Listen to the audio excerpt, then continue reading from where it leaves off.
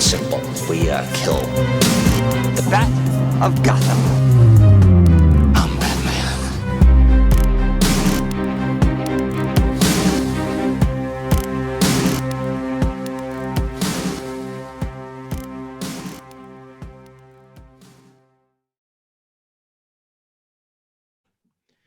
Hey now, welcome to episode number 2 of the Batman on Film Social Hour.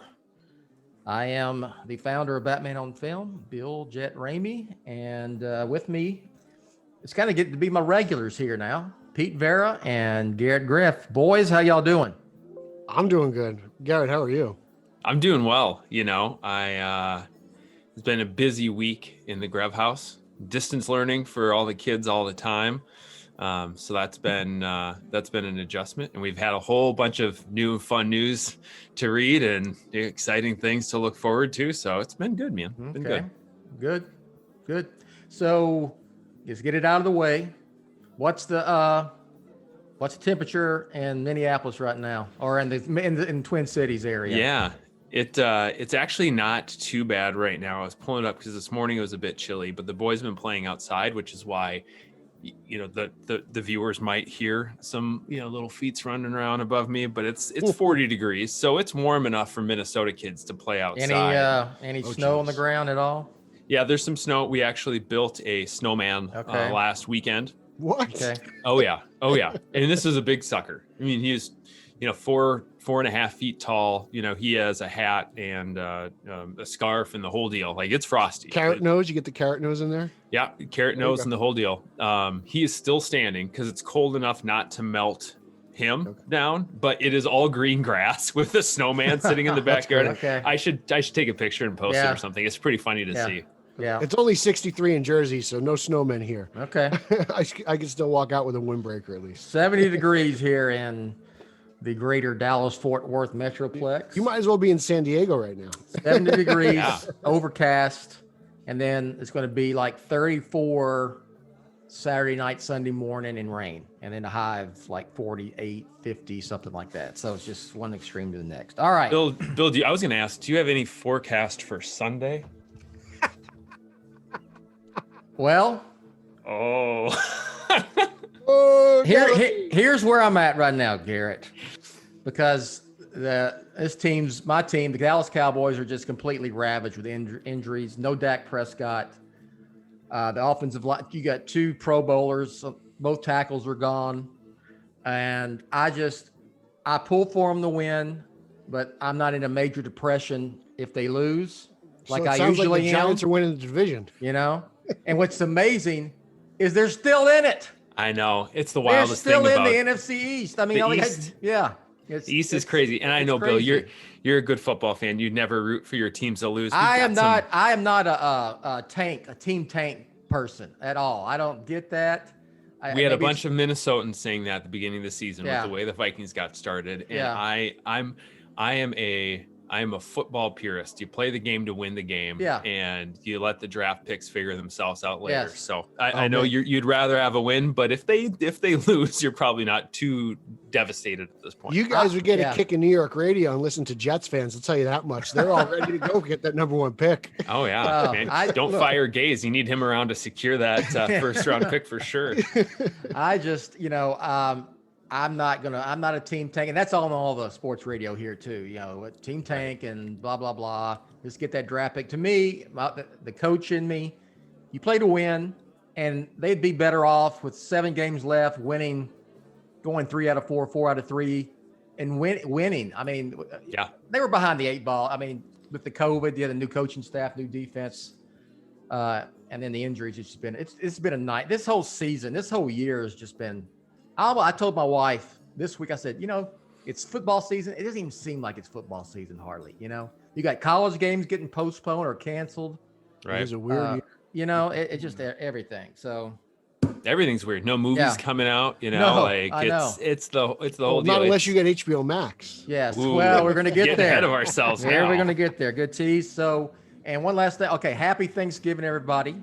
Oh, yes. Happy Thanksgiving, boys. Thanksgiving. All right. I got a question for both of you. Peter, is it stuffing or dressing? Stuffing. Garrett.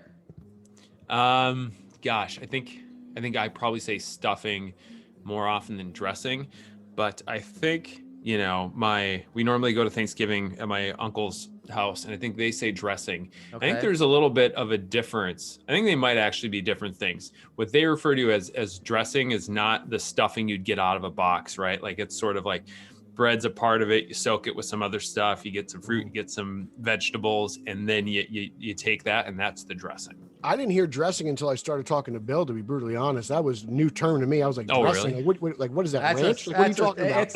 It's a Southern thing more than anything. Texas thing, Southern thing. I knew we never called it stuffing. Okay, so, and your stuffing to y'all is made out of bread, correct? Largely bread, yeah. It's a bread-based situation. Celery, sausage, stuff like that. There's a bunch of stuff in there. Ours is cornbread dressing. Oh, sure. Delicious. Yeah. So what are y'all having? What are y'all cooking up for Thanksgiving? It's a bit different. I mean, you know, we're a bunch of Gavones here in Jersey, so like we like to eat.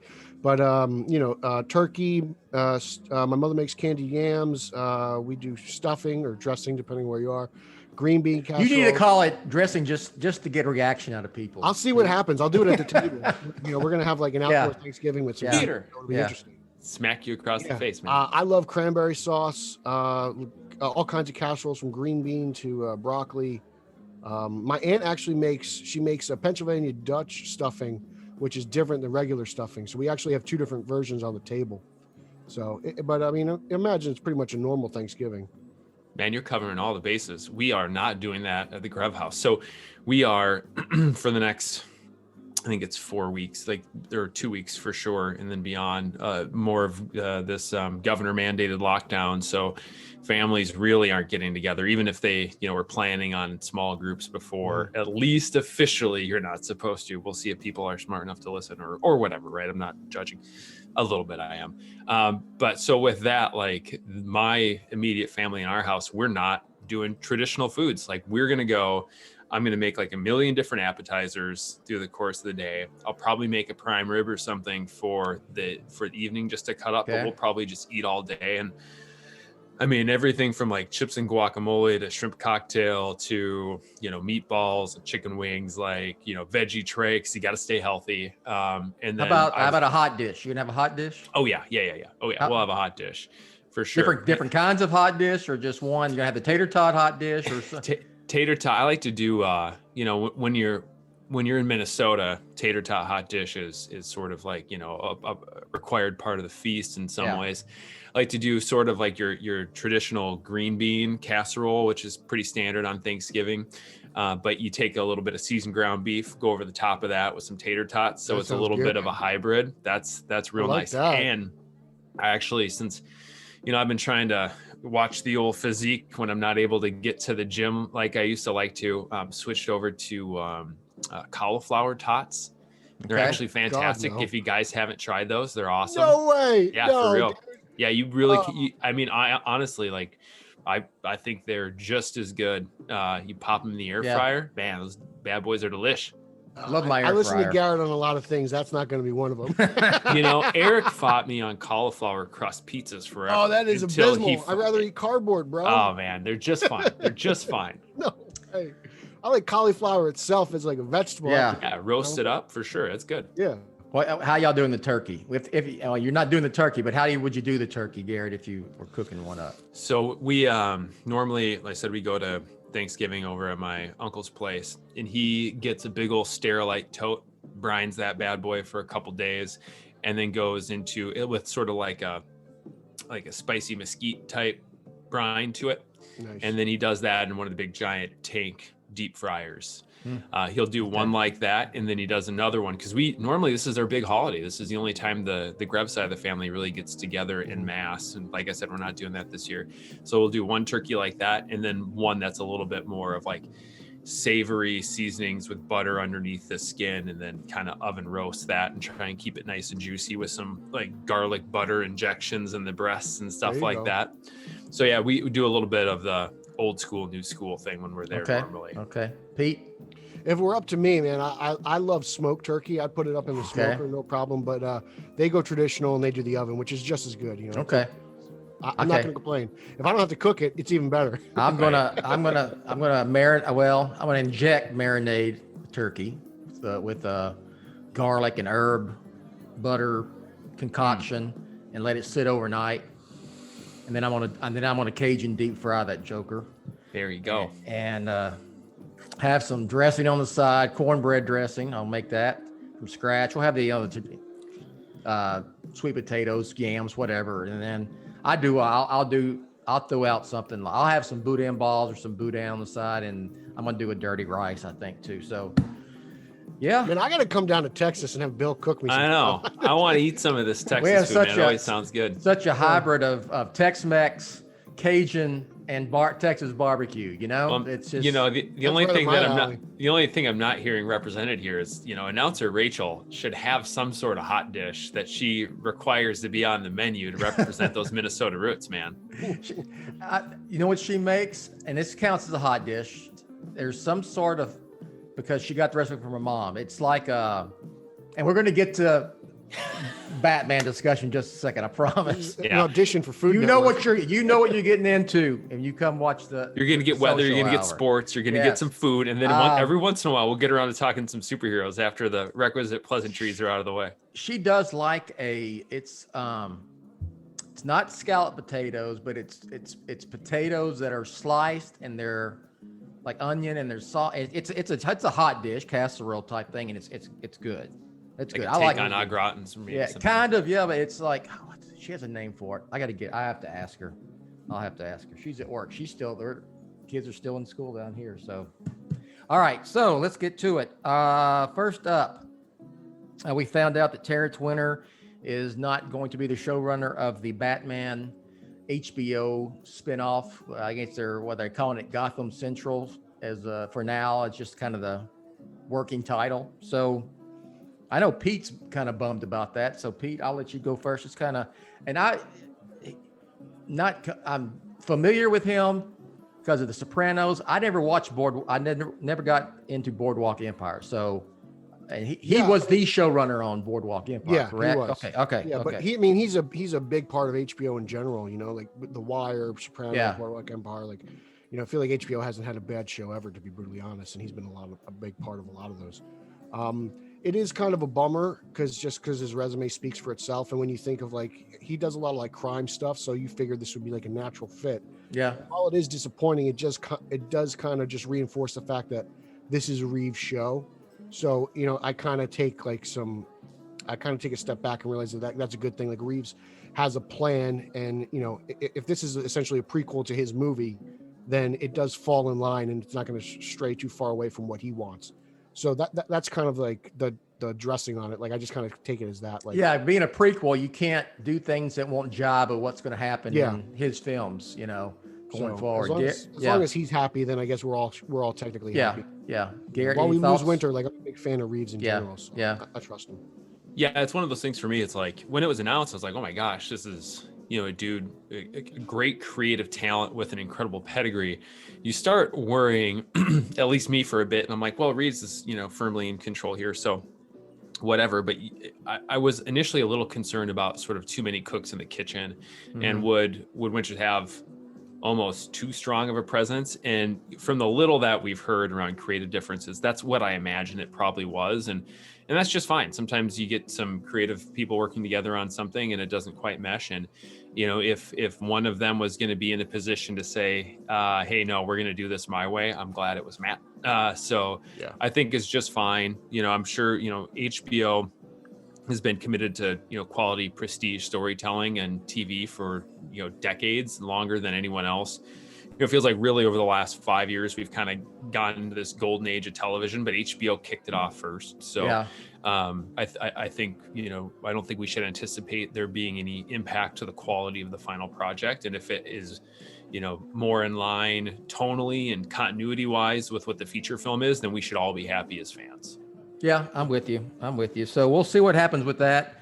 I'm sure they'll announce something at some point here, and who's going to be the showrunner and so forth. We don't even have a date when they plan on even getting this out yet. So we'll see. Has there, or unless I missed that, I haven't heard anyone what they're shooting for. I feel like Peacemaker's made more strides than Gotham Central. Yeah. Right. And I think, we shouldn't forget either that, Matt Reeve knows a thing or two about running television programs as yeah. well. I mean, he really got started. I think he had, a comedy maybe before in the mid 90s, but like he's run television programs. He's been the head of writer rooms. So I don't think there should be any big concern on any fans' parts with this. Yeah. And he's still involved in TV quite a bit. I know his production company is still doing stuff. All right. So that is that. We'll see what happens next with this, the Batman spinoff on HBO Max. And we're getting an animated Batman movie, I believe early next year, January. Batman Soul of the Dragon. It's the premise. I got to give it to him. It's unique. It's a kung fu movie with Batman animated. That's what it is, Yeah. And either one of you big kung fu movie fans, martial arts films. I love Enter the Dragon. Yeah, that's my favorite. Like I always go back to Enter the Dragon, with Bruce Lee and John Saxon. But yeah, it's a cool concept just because I feel like we haven't really seen anything like this. Like, yeah, it's not as far out there as say Batman Ninja, but it's kind of like as entertaining, as interesting. And anytime you can get the voice of Michael Jai White into a Batman property, I'm all for it. I love that guy.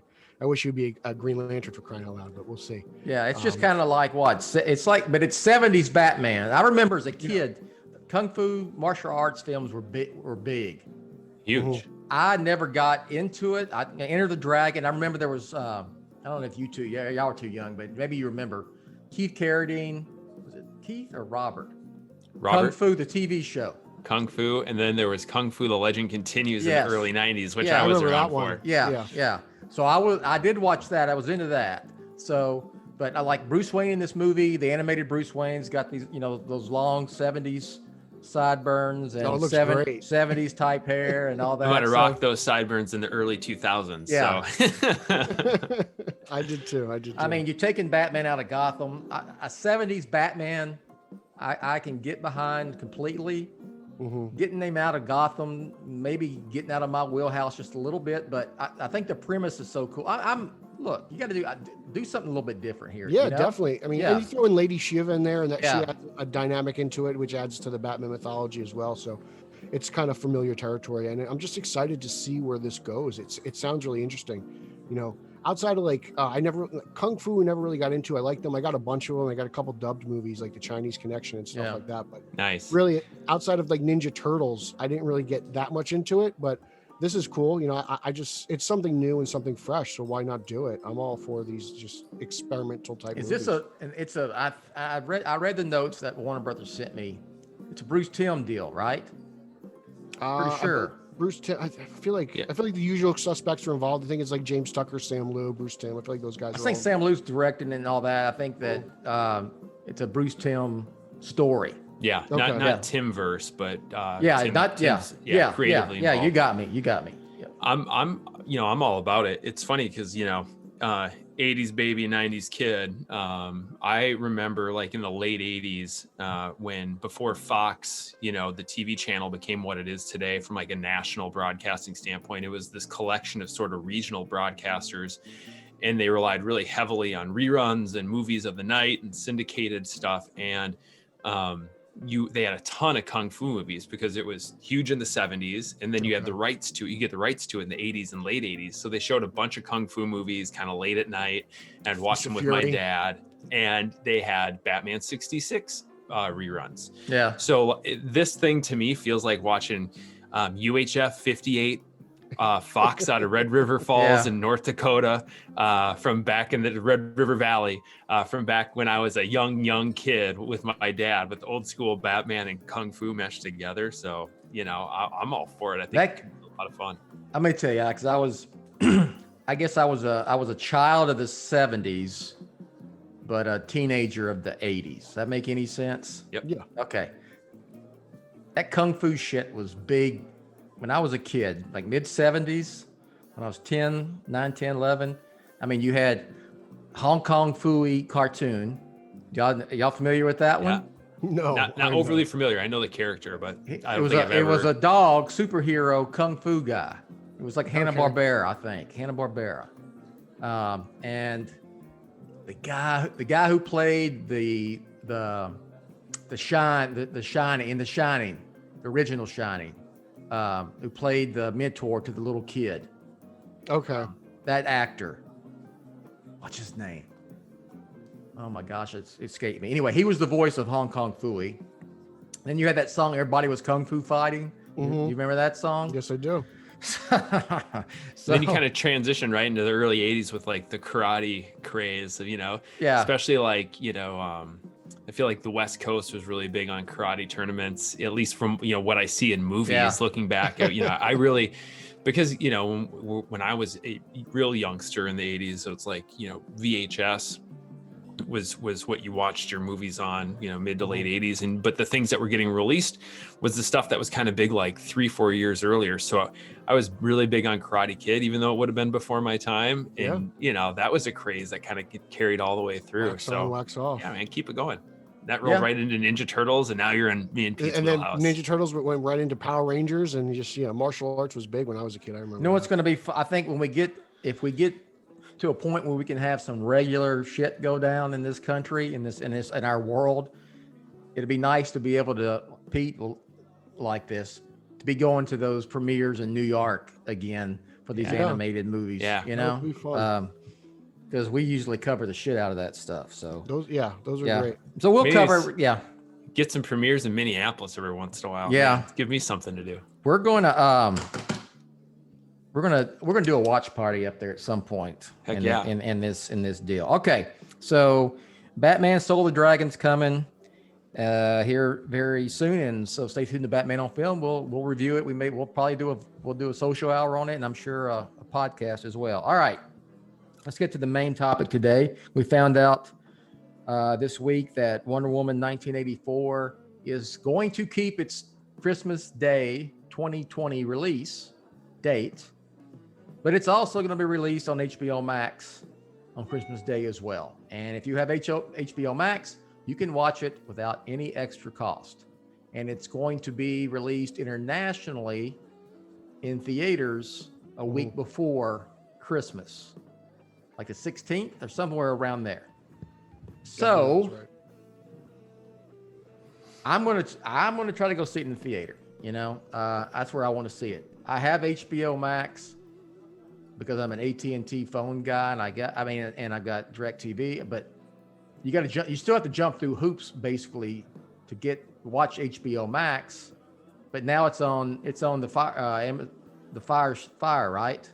Yes. Yeah, and it just and Hulu's making a deal too. As soon as Wonder Woman was announced, Hulu was making moves to get that because it's driving things. Yeah, and I think it just showed up, and maybe I just got this update and it's been there for a while, but I watch most of my stuff down in the basement through my PS4, and HBO Max hadn't been on there for the longest time, and I just noticed that it popped up as a new app that was downloaded. It is? So it is? Yeah, Okay. so it's on PS4 now. I don't know if it had been for some time, but I just noticed that it was. I'll check that out. Which is great for me. So we remodeled our basement. We had a minor flood down here years ago and hadn't planned on remodeling the basement. And when we did, I was like, well, let's kind of do it right. And I put in a theater room and with the projector and stuff. It's not like 4K. It's not theater quality, but it's a nice 1080p projector. And it's a big picture and wired in surround sound and stuff. So I will probably watch it at home, especially now that I've got that HBO Max app on the PS4 that I watch everything through. Just because, it's normally difficult for me to sneak away to the theater. It normally has to be a late night thing just with, we've got young kids at this point in life and everything else. And I'm not sure. I know our theaters are not going to be open over that time period in Minnesota, or at least the theaters around me aren't open. I'm not sure if that's part of the statewide thing or not. And I don't want to wait. So I hope to eventually see it in the theater because that's, Patty Jenkins has been on record as saying that's how she made this movie. It's what it was designed to be. And I don't want to miss out on that, but I also I don't have the patience or the self-control to wait until then. So I will probably be watching this, Christmas Day in the evening down here with my popcorn or whatever else ready to go. And, I think it's cool that they did it. It's too bad that they had to. But I think it's probably the right call to get this in front of viewers' eyes sooner rather than later. Yeah, I read that article that Pete sent an article in Variety. Yeah. About it, and I forgot this thing was filmed and finished in 2018. Yeah, right. they pushed it back, or Man, they you pushed know. back before the virus. They wanted that summer release date. Yeah, and I was cool with it going to the summer because it was like, it'd be three years after, same June release. But we didn't know that this pandemic was coming. I think someone mentioned, either I saw it on Twitter or maybe the Facebook group was like, yeah, Warner Brothers got too cute and this is what they get. And I'm like, they didn't know that the effing pandemic was coming and Right. this was going to shut down cinema. So, but I guess they got to do what they got to do, right, Pete? I mean, Yeah, I'm all for this. I've been watching HBO Max since it debuted on my Apple TV, to be brutally honest. Like I've had it for a while. I've been watching everything from South Park to just, these crazy Godzilla movies. They have like every Godzilla movie on there. So there's a ton of content on there to begin with, but I'm not comfortable going into a theater personally. I know we went out to breakfast the other day at IHOP and I was uncomfortable sitting in the restaurant. So I can't imagine sitting in a theater for like a couple hours. I imagine this is like a 2.5 hour movie. So I'm all for I just think it makes sense. Like I know financially it doesn't make sense because they're not going to make the $1 billion that this movie probably was going to get. And I think, AT&T is just going to swallow that. And it makes sense to funnel it into the market that is HBO Max. I get it through my cable subscription. So I'm fine with it. It's a bummer for Patty. I know she wanted it in theaters, but what are you going to do? Like, it's a strange time. And you saw what happened with Tenet, so. Yeah. And then I think this is going to just get better word of mouth than Mulan. I think everyone wants to see this. I think this is a big thing coming off the first movie. The first movie was critically acclaimed. Fans loved it. Like there wasn't one person who didn't like the movie. So I just think this makes sense. And also I want Wonder Woman 3 too. Like how much longer could you put this off and delay, not only delaying that release date for the second movie, but the third movie. Mm-hmm. I'm sure Patty has like a story and everything already figured out, because like I keep saying, like James Gunn wrote Peacemaker during the pandemic. I'm sure Patty was penciling down her ideas for Wonder Woman 3. So I would love to get to that sooner rather than later. Yeah. The domino effect of everything that the virus has caused. I went, when I saw Tenet, me and my son went, my youngest son, and we were like the only people in there. I think there was one other pair of people in there. And I thought that the theater I went to did it right. I mean, there was no one around you where you sat. So they had it all spaced out in pods and stuff. And I get when people don't want to, you're confined, but if I could try to find, usually, you can buy your tickets online, you can pick your seats. So maybe you look for one that no one's there but you, something like that. So I may try to do something like that. But I just got an email this week from with Amazon Prime that I have HBO on Amazon Prime, so HBO Max comes with it now. So I'll watch. Oh, wow. I didn't even know that. Yeah, it just happened this week. I found that. So I'll watch it.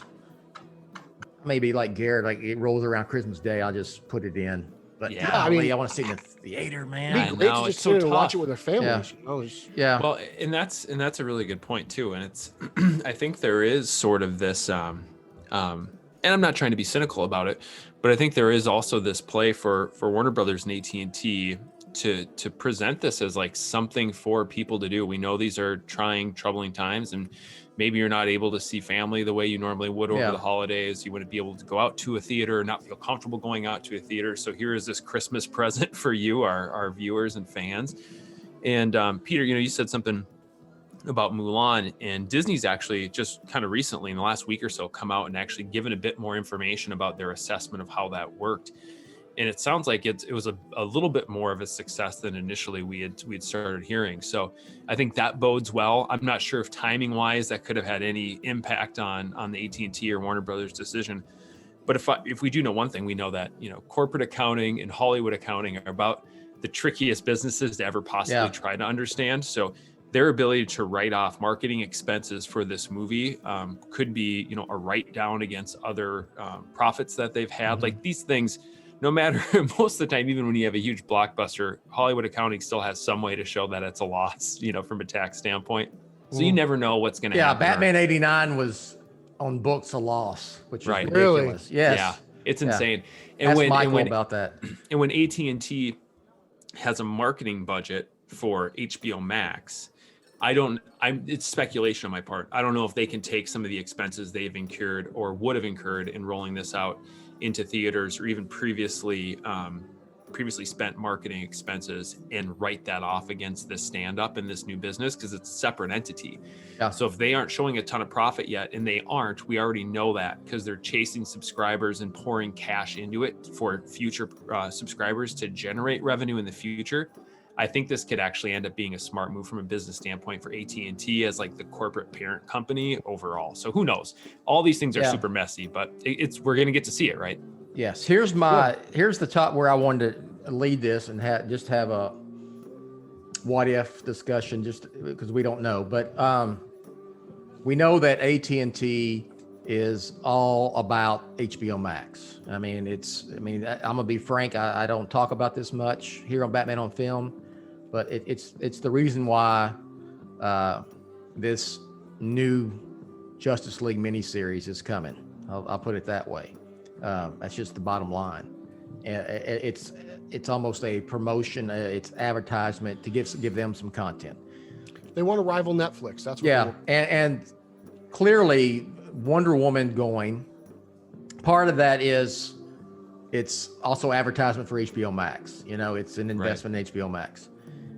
I don't want theaters to go away. I don't want to get to a point where they're releasing these films like we're getting Wonder Woman simultaneously, or even, a week or two after. And you know, I see it on social media. I see it on the Facebook group.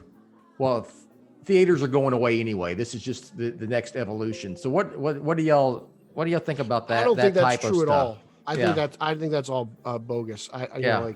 I just think that we are in this worldwide pandemic, and it's caused us to change our lives a little bit, and this is just a result of it. You know, that's how I feel. I don't think I'm with you, because there's a huge chunk of Twitter that is film Twitter. You know, like we talk about movies in general, not just capes and tights. So I can't see those people not supporting the industry. You know, thousands and thousands of people. So I don't think theaters are going away. People love going to the movies, whether it's for a first date or just for, to escape the everyday struggle of real life. People just enjoy going to the movies. Mm-hmm. It's a part of just Americana. So I can't see that just vanishing off the face of the earth. Yeah, I agree with you, Peter. And I think you can't discount how much, we as a species are social creatures, and there is this unique shared experience of going to, whether it's the cinema or a play or a concert, that even if we aren't interacting with one another, it's a shared experience that on the way out there's chatter you can talk about, and there's sort of this, this feeling of community when you do these things. And I think more than ever, as we beat this thing from a pandemic standpoint and come out the other side, people are going to be hungry for those experiences again. So I think, if anything, the theater going experience may change. Maybe we see things in the future around, audience size, for example. You might see different types of movies go to streaming more directly, while your big blockbuster sort of need to see it on the big screen stuff is a little bit more prevalent in cinemas. But, these things are all based on tastes, right? So, the superhero movies, the big blockbusters, the, special effects extravaganzas, those are big things right now. And I think they'll probably continue just because the technology is evolving so much. But at some point, I'm not predicting, a lot of people have predicted the death of the mid-budget adult, not adult movie, but, grown-up focused movie. And I just don't know that that's going to happen. I think we see these things come and go in waves, and we're sort of rising this high tide of, big spectaculars right now, but it might not always be that case. And I deal with this from a professional standpoint, working for a retailer around, is the death of physical media imminent? And it really isn't yet, because, whether it is thinking about what we see in the theater with the projection quality picture and in that experience, in the high def aspect, or, the next generation of high def, whether that's moving to from 4K to 8K, what really leads that charge is physical media. So you have to have a disc or a drive or something to do that, because you can't stream it yet. And then what it looks like in the theater. So as the technology continues to evolve, it doesn't work best to just like stream to your phone or stream to a tablet or even stream to a smart TV if the technology is really driving that from a picture quality standpoint and a special effects standpoint.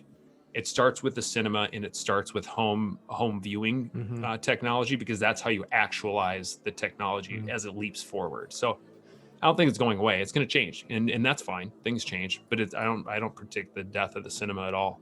Also, like the effects of cabin fever, like as soon as it's safe, people are going to want to go out. It's that simple. Sporting events will come back.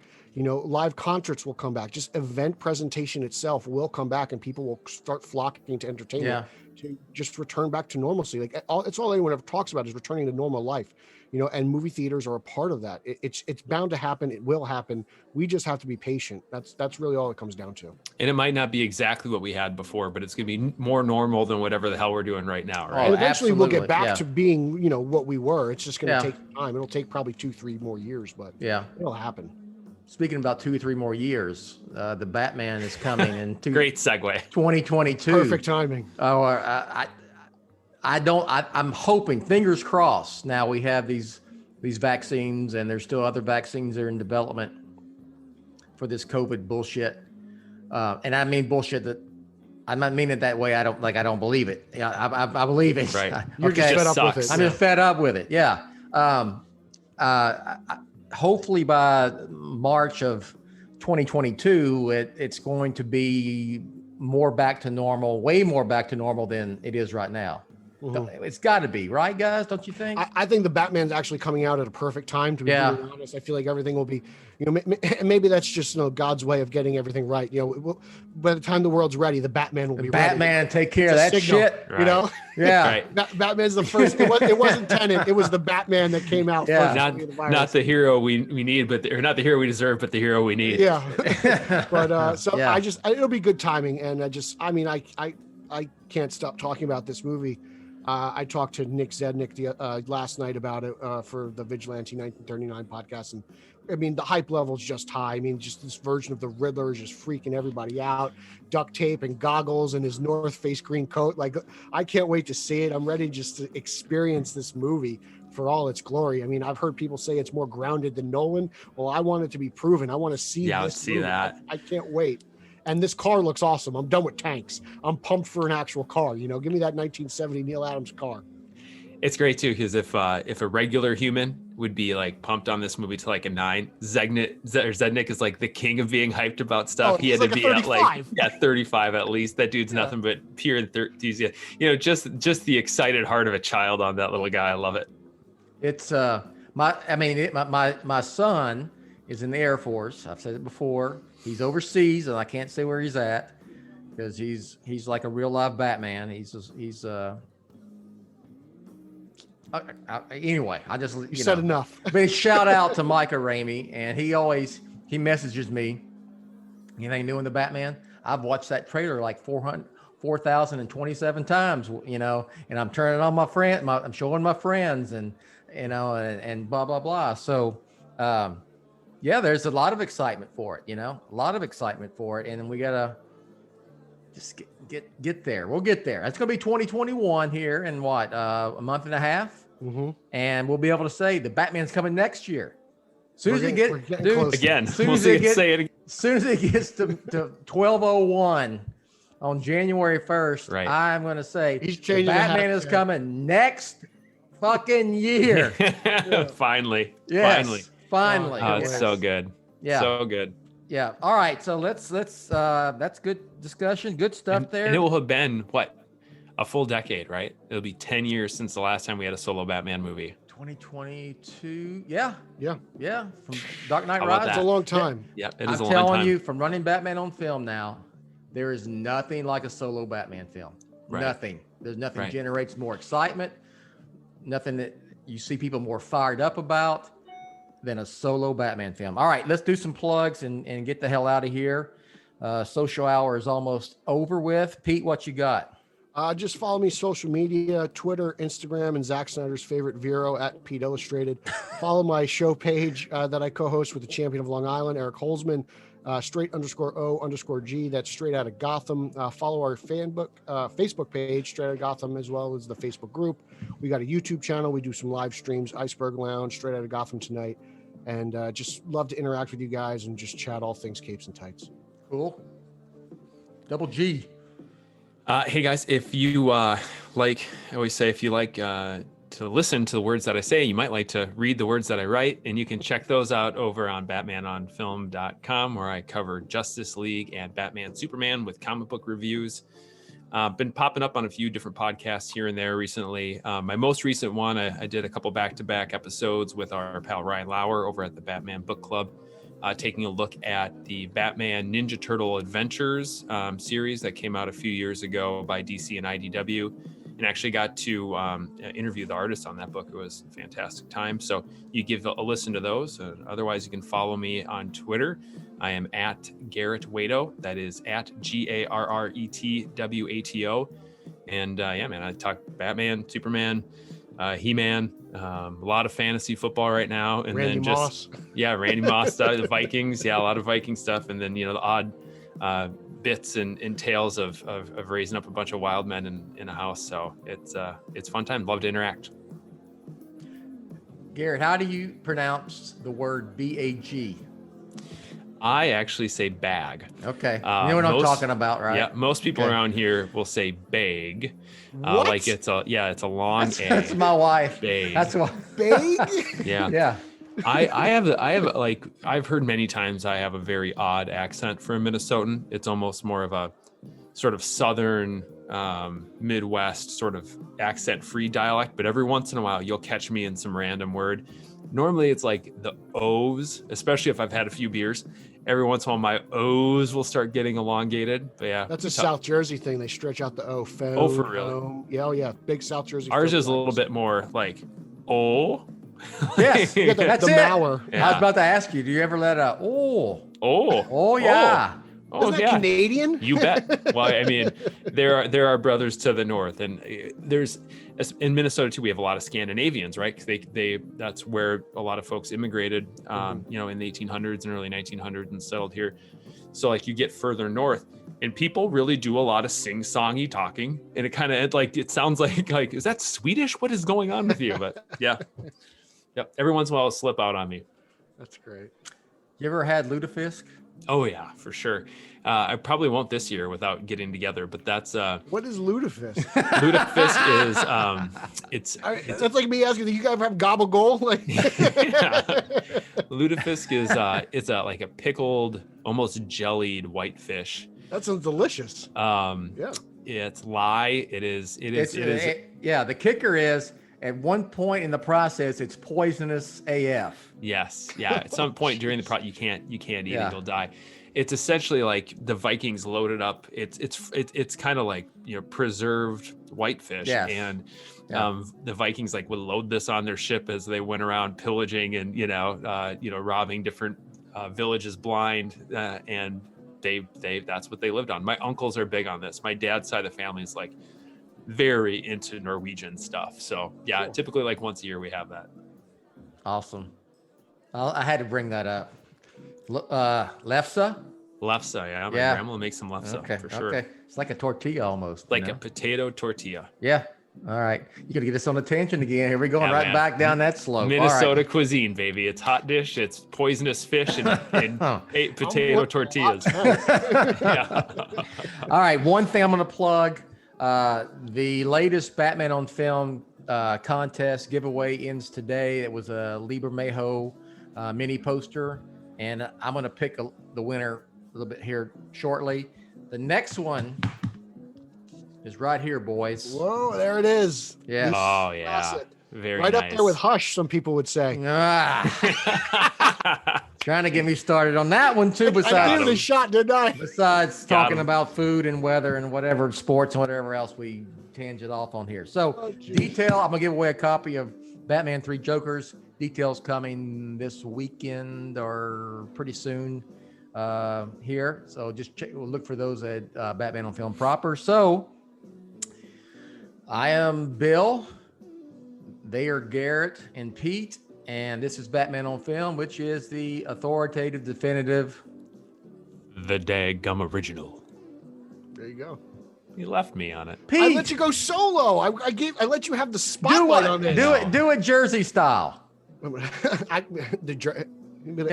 is the dadgum original, huh? That's what I'm talking about. Thanks for watching. We'll catch you next time. You have been listening to the official podcast of the one and only Batman on Film website. On Twitter, follow BOF at Batman on Film and the Batman Podcast Network at BatPod Network. For Jett and everyone at Batman on Film, I'm announcer Rachel. Thanks for listening to the authoritative, definitive, the original Batman on Film.